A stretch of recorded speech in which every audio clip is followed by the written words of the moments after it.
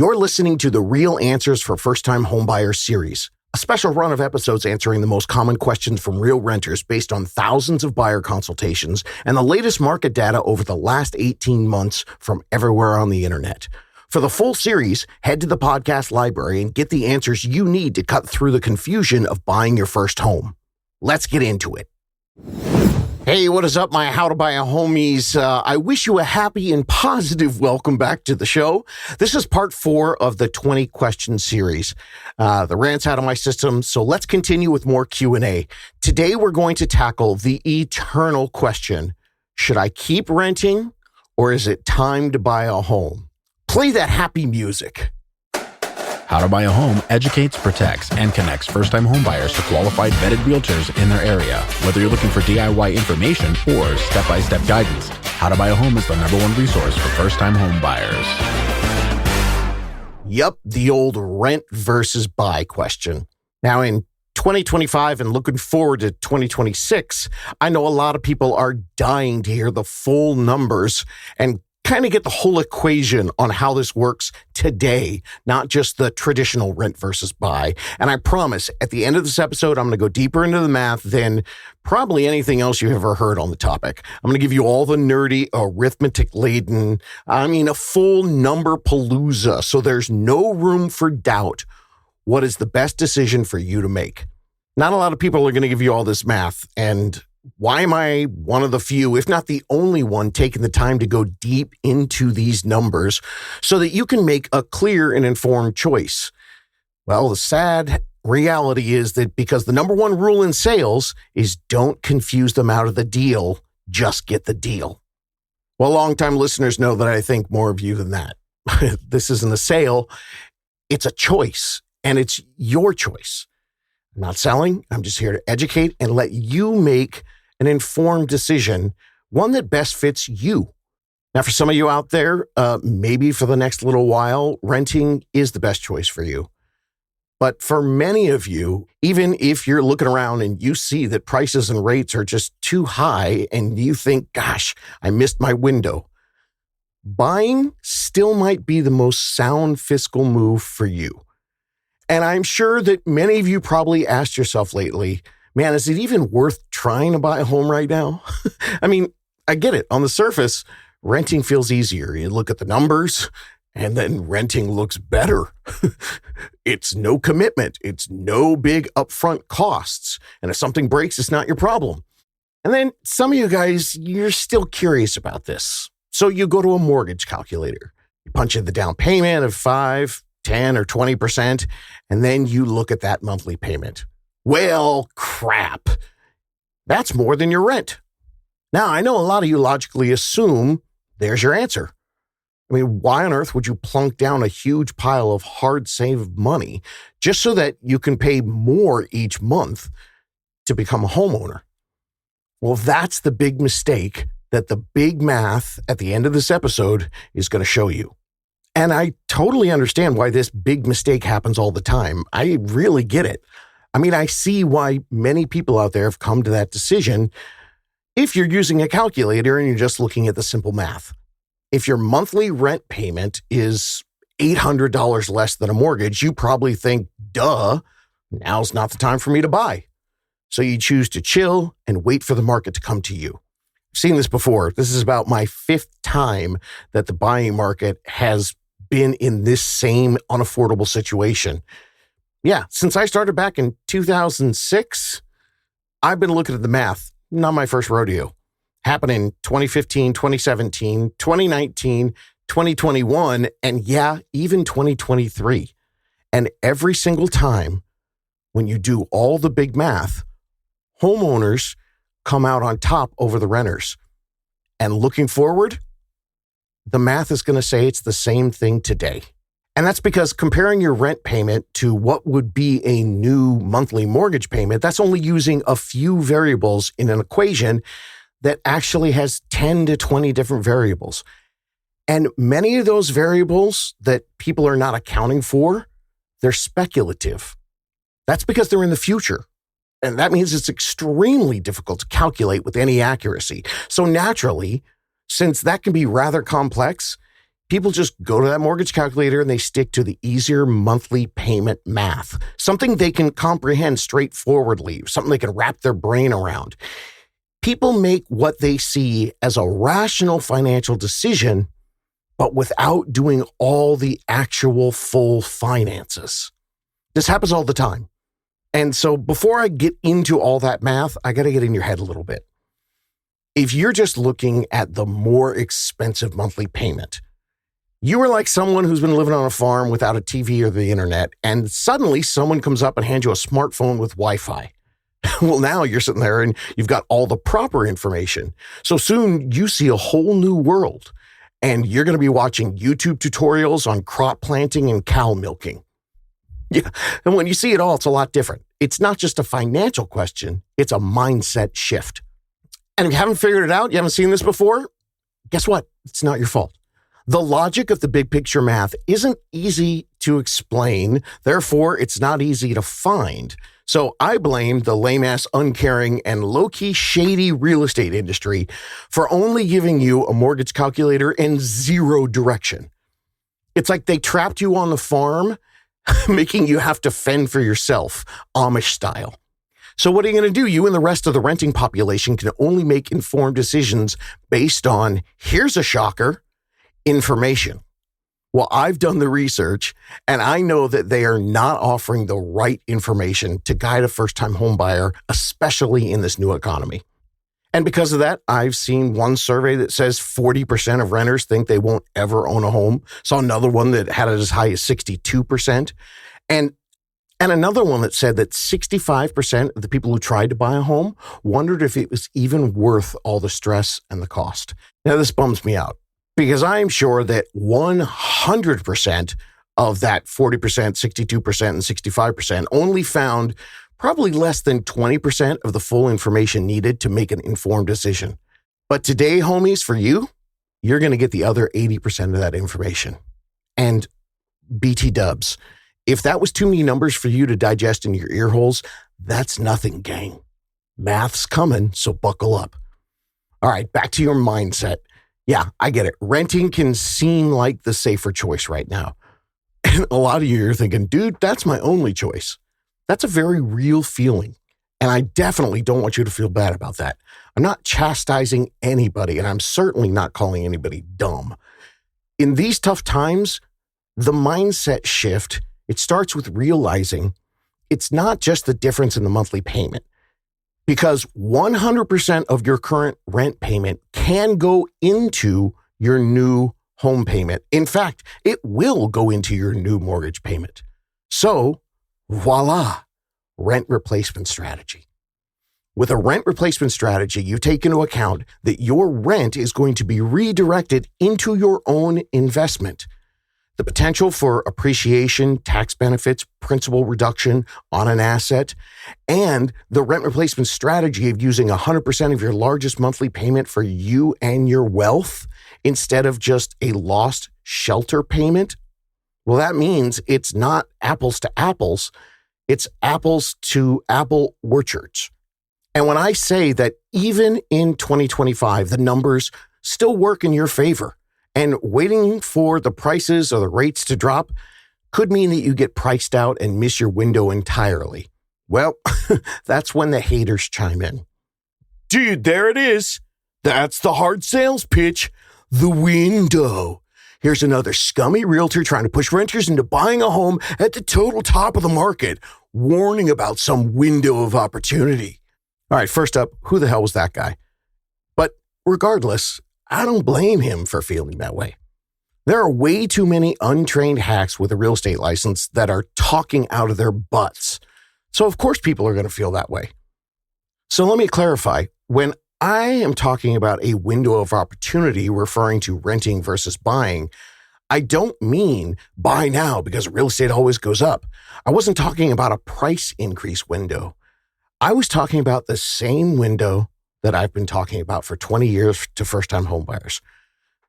When you're trying to time the market, most everybody misses the window of wealth building.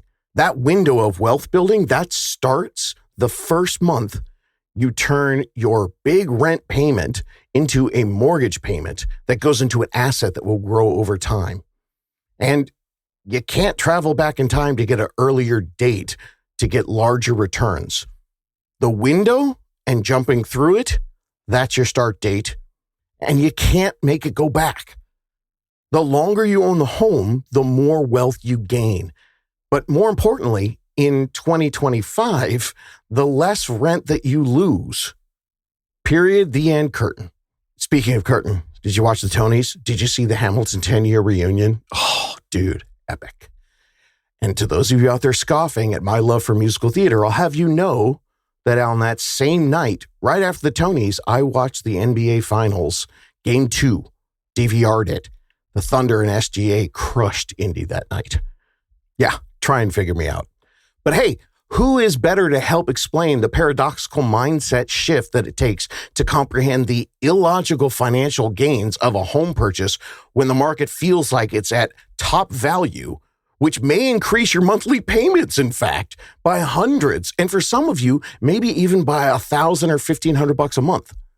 Well, me. I live in this world of incongruity. This is my jam. Also, I have the benefit of personal hindsight because in my 20s, I missed my own window. I could have bought at 21 and I didn't. And I had a considerably more difficult life because of that choice. At 30, I had to start from scratch. When if someone had just told me about this when I was 21 years old, sitting there at 30, I would have been set for life and could have done anything I wanted to do.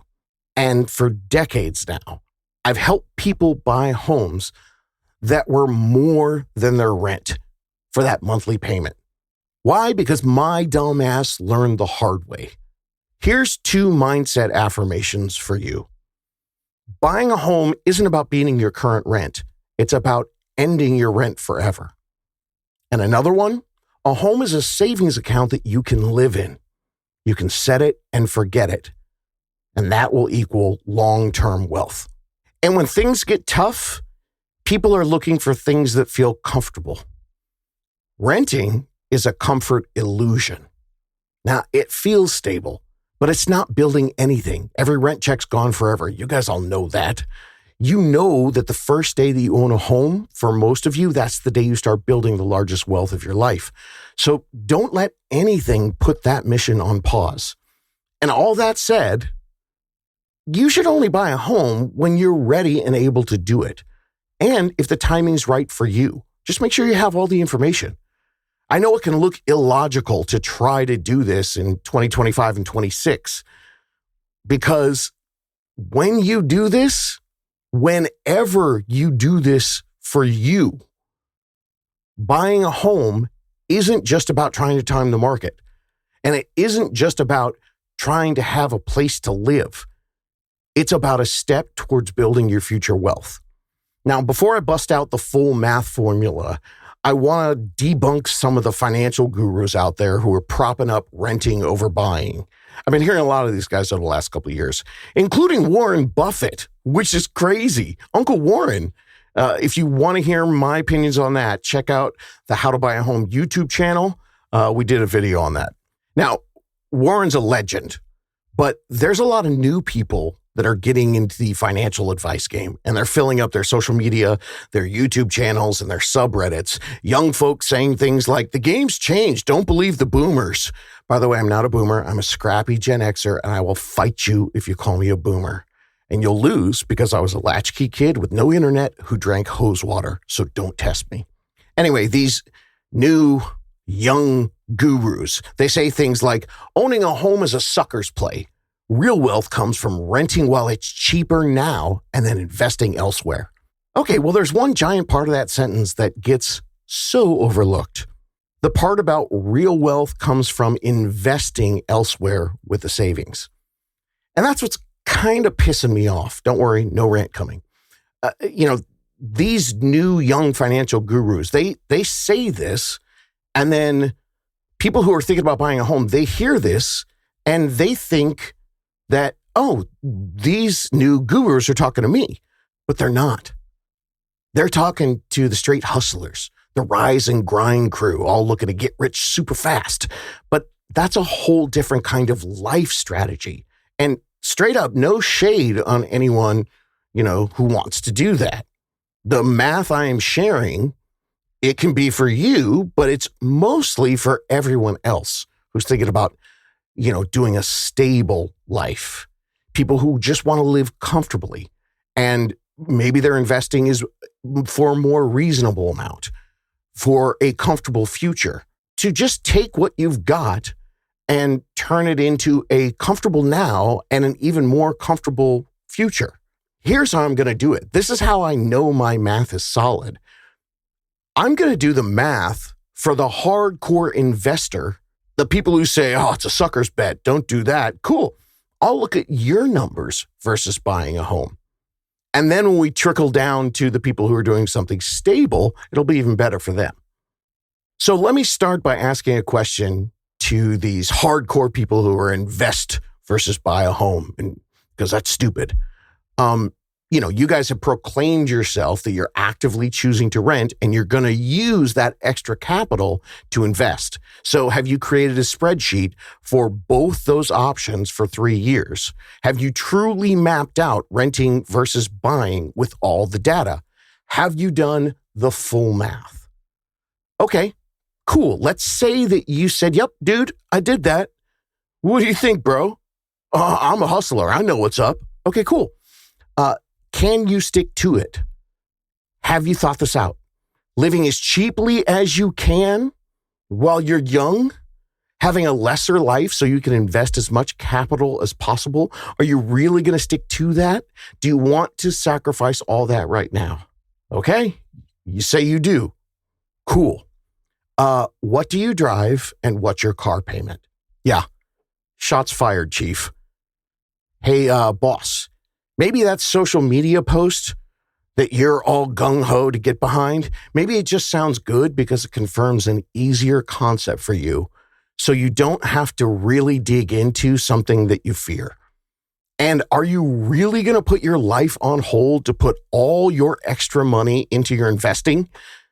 That you won't show the really big rewards for that for, I don't know, at least a decade? So if so, rock on. I applaud you. If you stick with it, if you pay the difference between renting and buying every single month into your investments, non-negotiable.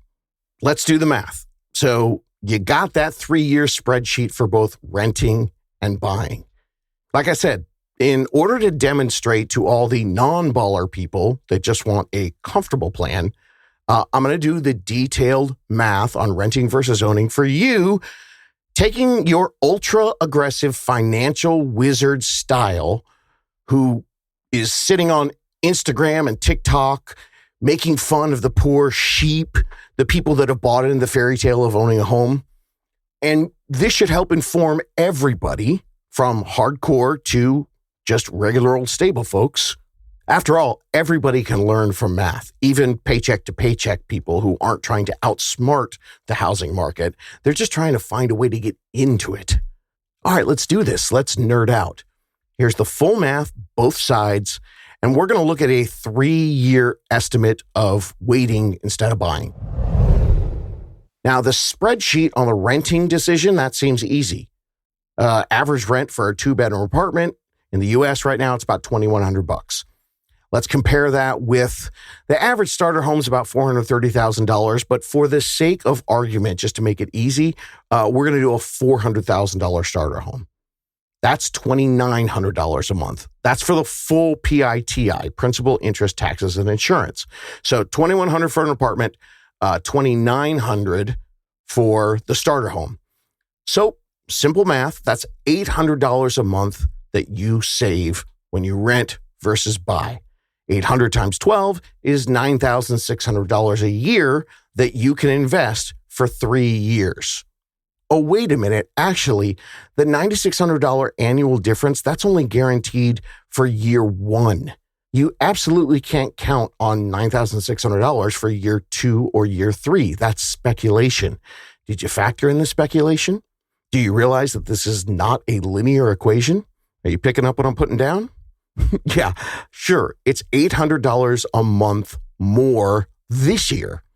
But you can't extrapolate that out to year 2 or year 3 without taking into account potential rent increases or changes in home prices or mortgage rates, which means you're basing your decision to wait to get into the housing market on many events that are happening in the future. And the future has variance. Here's just a couple of potential variants that could happen in year 2 or 3 of your waiting it out plan. Let's say in year 2, your rent goes up $200. And we'll say the interest rates stay the same at 6.9%. And we'll also say that home prices even stall out and they just stay flat. They stop appreciating because the interest rates are staying high. Now we're going to run the savings number with the new variable for year 2. The price is the same, the rate's the same, no change there. But with that $200 rent increase, now it's only $600 a month cheaper instead of $800 a month. So in year 2, you only get a $7,200 savings instead of $9,600. All right, let's look at a second variation. What if you get lucky and your rent only goes up $100, but the interest rates drop to 5.9%? Well, that's going to mean that home prices are now going to go up 7% because there are so many frightened buyers on the sidelines that they're going to come flying out for that new lower rate and they're going to bid up the homes. Bidding wars are going to push up prices. So even though your rent increase was only $100, with the higher prices, you're now minus $175, even factoring in a big 1% drop in interest rates. So now you're only $625 cheaper a month to rent, dropping your annual investment capital to only $7,500, not $9,600. These are just a couple variants, and I know they're going to bum out the investor bras. But hopefully this brings some clarity to all the regular renters looking to make the right decision for themselves. All the people looking to buy a home and enjoy a slow and steady savings plan while they enjoy a comfortable life. How do you guesstimate best when we've got these speculative variants? The future. How do you figure out rent versus buy and put in the future numbers? It's tricky because most people assume that right now in 2025 and 2026 especially, that the two biggest factors that they have to kind of forecast and prognosticate are the home prices and the interest rates, when actually the two factors that are going to affect home prices more than anything are the pent-up demand of buyers and the low inventory. So this is where going through this multiple times, having the experience and doing this math and this formula during many different markets is so important. These two factors are going to be the main things that affect things for the next couple of years. We have a high demand for a low supply. So if interest rates drop, those pent-up buyers are going to jump on the low supply and bid the prices up. Conversely, let's look at the math. If the rates stay high, well, that might mean that the buyers get sick of it and they stop going in. We've seen a little bit of slowdown already the summer of 2025, but let's just say prices drop 1% to 2%. Okay, well then you're paying at 2% down, you're now paying $392,000 instead of $400,000. And that will save you a whopping $40 a month on your mortgage. So not a very big change for you. But the deal is when you're looking at the future and you're understanding those big two variants, the high demand and the low supply, most economists do not predict that this is going to happen because of those two factors. And I'm just scratching the surface on all the full numbers. There are so many more variables and lots more math to see this full picture. I haven't even touched on the details yet. And I'm recording this in the middle of the night, and I've had lots of coffee, and I am super pumped up to get into this. It is time for me to nerd out. And remember, these long-term formulas, they are not sexy. They don't have the simple 30-second shocking numbers that I could do in a quick video to wow you with some get-rich-quick scheme. It's boring, but it's correct. I know what's more enticing. Hey, buying a home is for suckers. Or analyze a rent replacement strategy. I know, the first one's going to get more clicks. But check out this math. All right, let's go back to the aggressive plan of the Broham. I'm sorry, I keep using the male when I'm describing the investor guy. But you know what? I'm sticking to it. I'm running with it. So the aggressive plan of the Broham was going to invest instead of buying a home.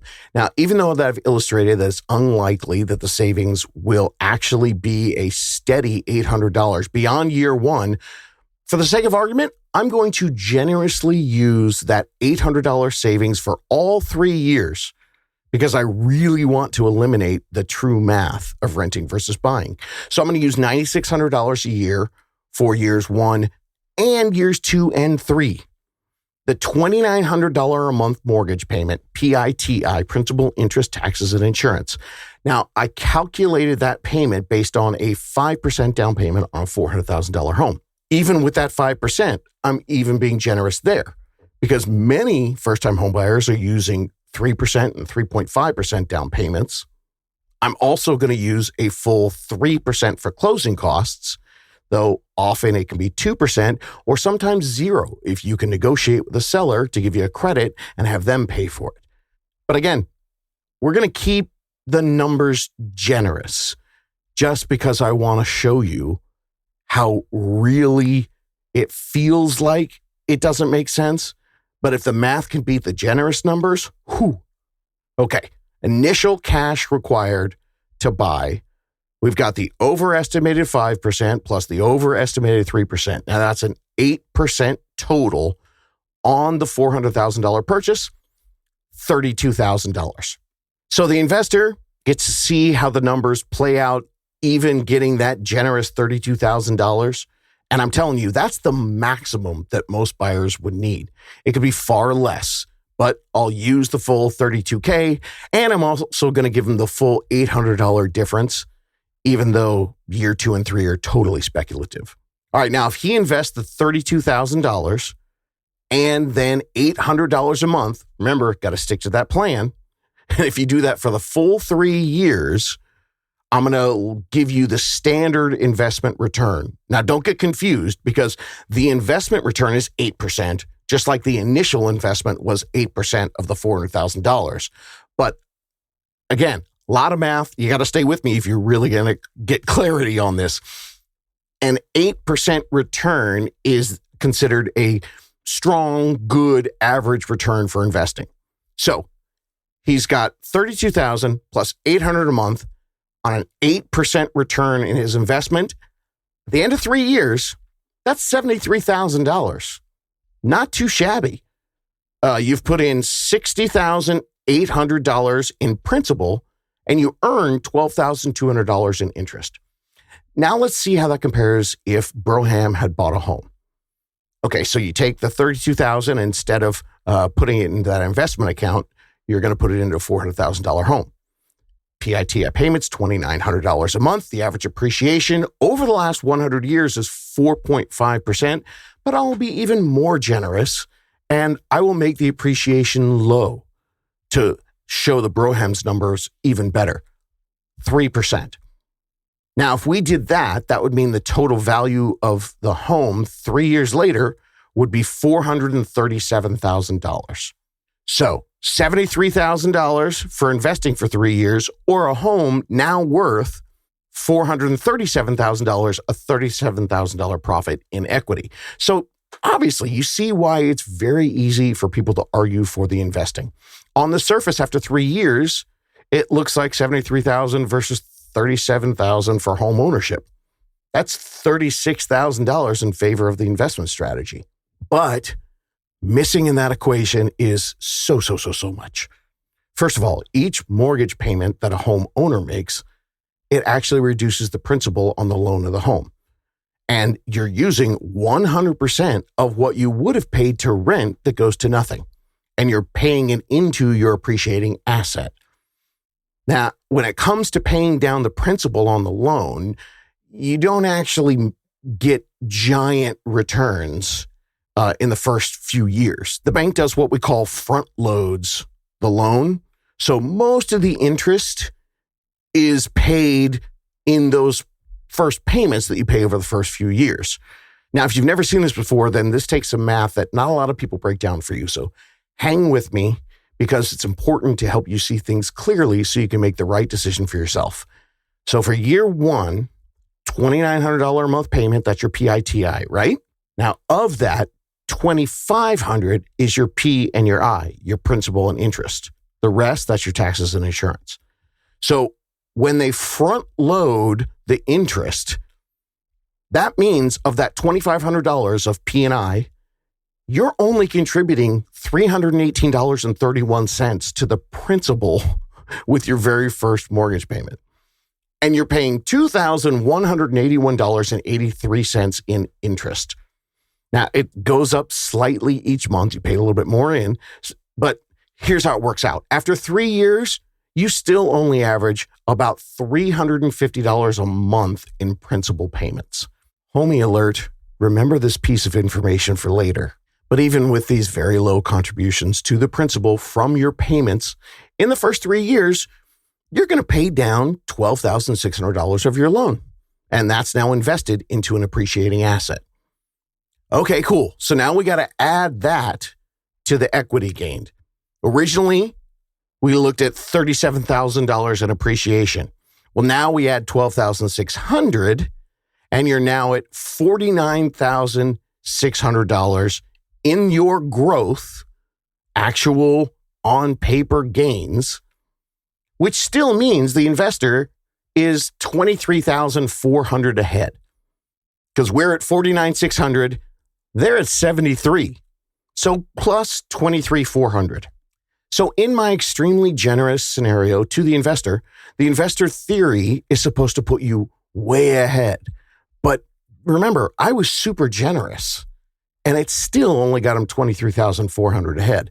And again, that assumes that the investor spent the maximum $32,000 to make the purchase and has zero rent increases over 3 years and sticks to the plan of paying $800 over and above his rent into his investment account every single month. But let's assume that Captain Rise and Grind Guy does this. Great, you're ahead, $23,400. But what's going on with your quality of life? If we factor that in, well, a homeowner owns a home. So how much is the quality of life? Can we put a dollar amount on that? What about the stability for the homeowner? Never having to worry anymore about trying to time the market, not sitting and watching interest rates and home prices every single day. You've got your start date locked in. How much is that worth to the homeowner? And what about financial and personal control of your life? Never having to worry about a landlord raising your rent, or even worse, selling the home out from underneath you. You got to go find a new place to live. And what about the other portions of control? What about your ability and now complete control to upgrade a home, to renovate it, and to update your living space exactly how you like it? How much is that worth to you? Is there a dollar amount on that? So in this most generous of equations, yeah, the investor's ahead $23,400. But if you added in all these non-quantifiable, non-mathematical, different things that I just talked about, the stability, the control, the quality of life, I could easily see someone buying a home say that, well, that's worth it to me. So I'll drop the $23,400 down to just $10,000. Or I'll say, you know what? That's worth the full $23,400 to me over 3 years. So it's dead even. And some of you might say that's worth so much to me that now I feel like on the home owner side that I'm actually ahead. Now that's all personal and theoretical. So I'll tell you what, remember how I told you to remember how much of your first 3 years payments went to interest? So now let's get back to some actual dollars, math. Were you bummed out when you found out how the banks front load your payments and how little goes to your principal? All right. So say that you didn't think that any of those, non-mathematical, difficult to quantify things, say you thought that none of them added any value to your life and you still feel like you're down $23,400. Well, there's one more thing. The mortgage interest tax deduction. So in this example of a $400,000 home, you can actually reduce your taxable income by $25,000 as part of your deduction, the interest that you pay each year. That's not dollar for dollar, but hang on, let me explain it. If you are a self-employed person who itemizes your taxes, I am not a tax professional, so please double check your own personal numbers with a tax professional that you trust. But I have seen several buyers' spreadsheets over the years, including over the last year. And those people got their advice from their tax pro. And when I looked at it, here's the example of what I saw. People who were in a 20% tax bracket, they lowered their tax base by 20% of the interest deduction. Because if they're in the 20% tax bracket, they get 20% of the $25,000 worth of interest. So that means that's a $5,000 reduction in their tax liability. Woo! Yes, math. I told you it was going to be detailed. Okay, summarizing all this boring stuff, which is very important to help you make this gigantic decision. With the very generous formula for the investor, it's only a win of $23,400, not including those non-tangible items and not including the tax benefits. But hey, let's get real. It's not going to stay the same for 3 years. So what happens if rents increase $100 in year 2 and then another $100 in year 3? Well, that would be another $3,600 off of the savings for renting versus buying. So now you're looking at only $19,800 on paper. And that's before the quality of life non-tangible items and the tax benefits. So now we're under $20,000. And of course, what about the market? What happens if rates change or prices change? Well, then the whole formula is out the window. The market never stays the same for 3 full years, heck, let alone 3 full months. And with this 2 giant factors, the pent-up demand and the low inventory, waiting for a better time to buy, I've already started the math, but let's get into it even more because it doesn't make mathematical sense. Here's the big variable I'm going to toss into the equation: interest rates. This is why owning now, even in 2025 and 2026, is going to give you the edge because of those other 2 factors.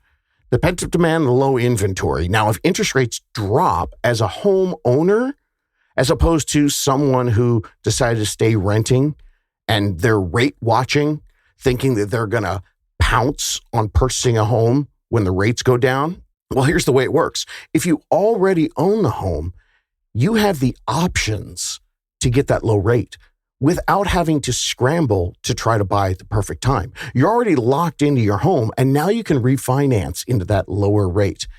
So say the rates drop to 5.9%. Well, the person who bought instead of renting and investing, they just simply refinance into the lower rate. And since you bought with a good unicorn lender, a lot of those folks will do it for very little or sometimes even no cost at all, depending on what program you got when you signed up.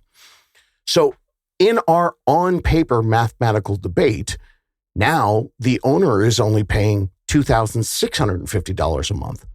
And the investor renter, they're starting to lose the battle on paper. That math looks like this. The investor had the initial $32,000 investment, plus $800 a month for the last 12 months. That's a total of $44,616 if I'm giving them the 8% interest gained in the market. 12 months in, rates drop to 5.9%. So the owner's payment drops to only $2,650 a month. The investor, at the end of 12 months, the rates drop, and they also get a small rent increase of $100. So now the rent's increased to $2,200, and the owner's only paying $2,650. So the savings difference, it's only $450, not $800. But the investor's like, see, now my plan worked. I'm going to buy this home for cheaper. And I got $44,000 instead of $32,000 because I invested for a year. One problem. Oh, no, wait, 2 problems. Pent-up demand and low inventory mean that $400,000 home has been creeping up slowly in price as the rates have been creeping down. And when the interest rates drop to below 6%, now that home is being bid up in a frenzy of buyers to $450,000. Now, hey, if this sounds implausible to you, I've been researching and reporting on home prices doing this here on the podcast since 2019. Go back and check the tapes. I'm not telling everyone, oh, gotta buy now, prices are going up. I've just been reporting all the upticks in prices, and I kept doing it while many people were disagreeing with me. And most of the time I did it because I said, there's one thing going on right now. Say it with me now. What is it? Low inventory. I'm only here to report the relevant data and what it tells me. Or should I say more importantly, what I do is I look at the relevant data and then I look at the leading economists who have been doing this even longer than me, and I see how they're prognosticating and forecasting, and then I give that information to you. And yes, for the whole 6 years I've been doing this podcast, I've been saying there's still low inventory, so most likely we're going to see home prices going up. And every single time it's happened, even though it doesn't seem possible. So in our example, the mortgage payment for the investor on a $450,000 home, even with the rate dropping, it's $2,950. And the homeowner who decided to buy a home a year ago, they've got an equal home, but now they've got it with a $2,650 payment. And they're sitting on $70,000 worth of equity in 1 year. $20,000 was their initial investment. That's equity plus the $50,000 they gained. Lots of math. Are you with me? Which is the smarter mathematical deal?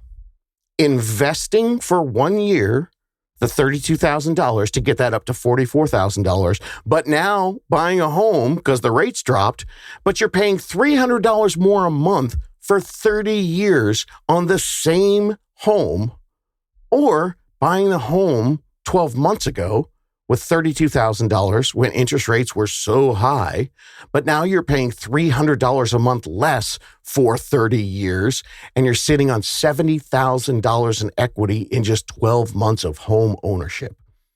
Oh, and don't forget, if you're self-employed, congratulations. You also got a big tax write-off in that year.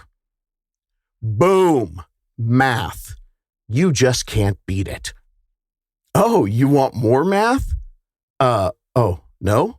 All right, well, I guess you can turn the podcast off. But for the rest of you, I want you to leave today knowing that you have real clarity on the true numbers for renting versus buying. So here it comes. Based on the example I gave, $800 more a month to own versus renting. Well, some say they're just going to sit around and wait for home prices to drop. We know what happens if interest rates drop because of the massive pent-up demand and low inventory. But what's got to happen for the prices to go down? Well, it's if interest rates go up, because that means now really nobody can afford the payments. So the prices have to go down. So that means if interest rates go to 8%, and home prices will probably come down a little bit, 3, 4, 5%. But for the example, let's say they go down 10%. All right, that means if rates go up to 8%, houses go down 10%, now you're only buying a $360,000 home, 10% off the $400,000, right? If you bought that home in a year at 8% interest, you'd be paying the exact same thing, $2,900 a month. So in a year, rates are at 8%, but you bought that home discounted, 10% off, rad. So now things are going great, except to get that 10% decrease in prices. In the example I gave, it's because interest rates went up to 8% and no one could keep buying a home. If houses drop 10% and you're waiting for that, that means the economy is in trouble.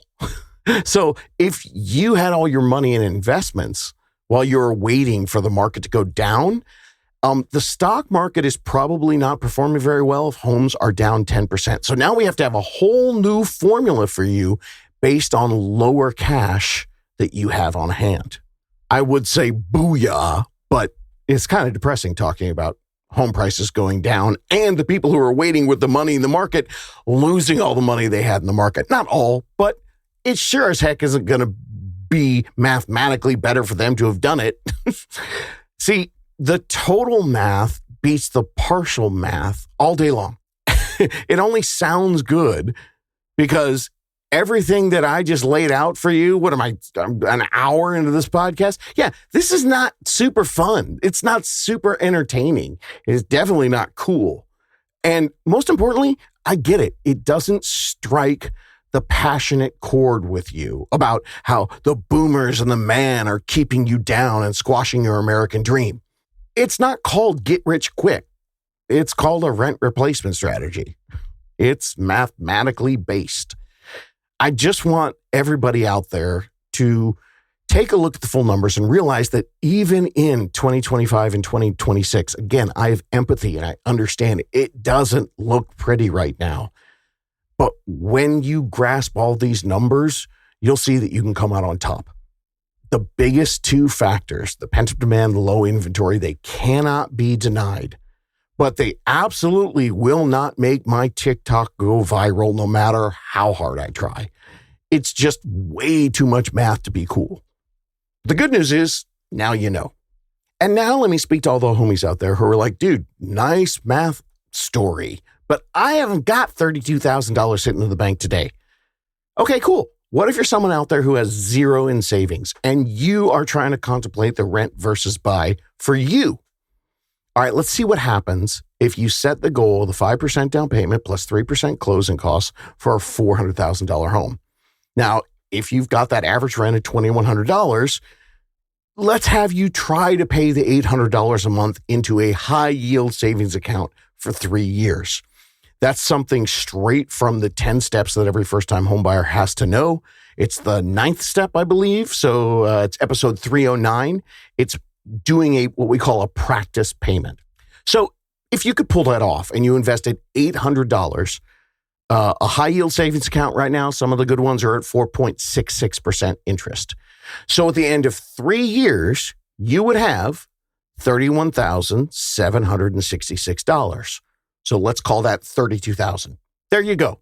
After 3 years, you've got $32,000 to buy a $400,000 home.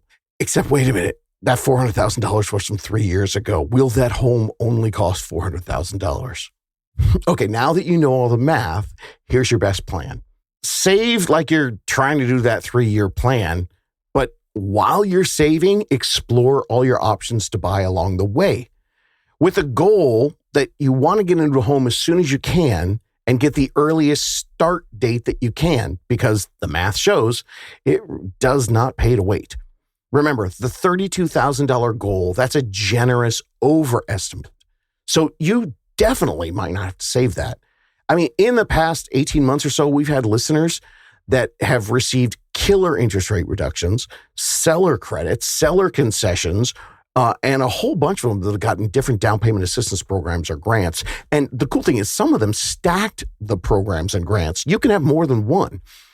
There are interviews with clients in, like I said, I think it's the last 18 months that their rates were so high when they bought a home, but they only had to bring in, I think one of them was $4,000, the other one was $7,000. And then more just recently, someone was $12,000 buying a $500,000 home. These homes, and these were nice homes ranging from $300,000 to $500,000 with 4, 7, and 12 grand total down payment and closing costs.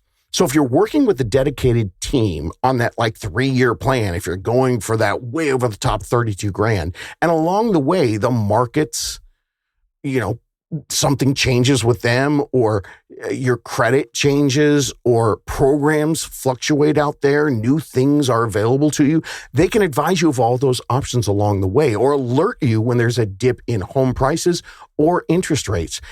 And the great thing is, if you're working with them ahead of time, you have your plan in place so you can pounce quickly on the best deals instead of scrambling, trying to get all your documentation together to figure out what you can do when there's those moments that you can grab a deal. Homies, are you not entertained? Ah, crap, I did it again. That is a reference from a movie from the year 2000. That's from Gladiator. So most of you probably have no idea why I just yelled that into the microphone. So, whatever. Of course you're not entertained. It's an hour of math. But gang, entertaining you, that wasn't my goal.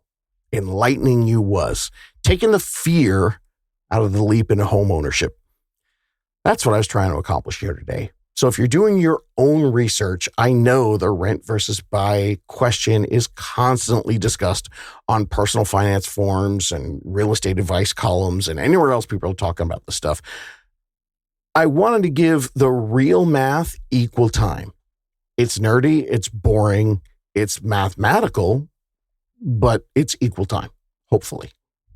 And if you're not sold on the math and you decide you want to wait it out and see what happens, then you're going to pay rent for another year, which is money you can never get back, and you'll have pushed your start date further down the calendar. Remember, there are no time machines for when you start the wealth building of owning a home.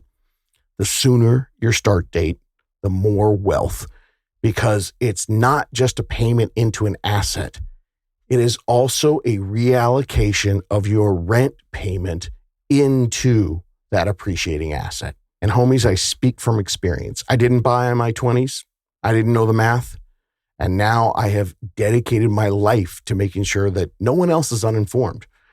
The revolution is here to empower wealth building when it feels hopeless like it does right now. Even though all you damn kids who pull this off, you're going to be able to flaunt your stability in my face, mocking me in my painful regret that no one had invented podcasts in the 1990s to go back and tell me what to do. Today, the average homeowner's net worth is nearly 40 times greater than that of a renter. And even though it feels scary right now, even today in 2025 and 2026, you will not be 43 or 44 times more wealthy than a renter if you try to time the market. The math just doesn't add up. Homies, I hope this helps. You can do this. Looking for more DIY education or your own personal step-by-step guidance through the home buying journey? Since 2019, How to Buy a Home has been the #1 resource for first-time home buyers. So visit howtobuyaHome.com to get started.